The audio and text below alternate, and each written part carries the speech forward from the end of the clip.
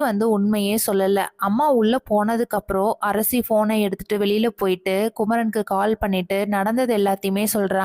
இத கேட்ட குமரன் வந்து மனசுக்குள்ளேயே, "எப்படியோ உங்க வீட்ல தெரிஞ்சிருச்சுல்ல, எனக்கு அது போதும். உங்க அப்பா உன்னை நெனச்சு நெனச்சு எந்த அளவுக்கு கஷ்டப்பட வைக்கிறனோ, அந்த அளவுக்கு நான் கஷ்டப்பட வைக்கிறேனா இல்லையான்னு மட்டும் பாரு அரசி" அப்படின்னு சொன்ன உடனே அரசி இருந்துகிட்டு, "என்ன குமரன் லைன்ல தான் இருக்கிறீங்களா? எதுவுமே பேச மாட்டேங்கிறீங்க?" "அது ஒண்ணும் இல்ல அரசி. உங்க வீட்ல எப்படி சமாதானப்படுத்துறதுன்னு யோசிச்சுட்டு இருந்தேன்." அந்த டைம்ல ராஜி வந்து வெளியில வராங்க. அரசி பேசுறத பார்த்துட்டு, "என்ன அரசி யார்கிட்டயோ ஃபோன் பேசுற மாரி இருக்கு" அப்படின்னு சொன்ன உடனே அரசி இருந்துகிட்டு, "அதெல்லாம் ஒண்ணும் இல்லங்க அண்ணி. என்னோட ஃப்ரெண்டு அவங்க கிட்ட பேசிட்டு இருக்கேன்." ராஜி வந்து உள்ள போனதும் கோமதி கிட்ட போயிட்டு, "அத்தை எனக்கு என்னவோ அரசி மேல டவுட்டா தான் இருக்குங்க அத்தை. மாமா சொல்ற மாரி ஏதோ ஒரு பையன்கிட்ட தான் பேசுவா போல.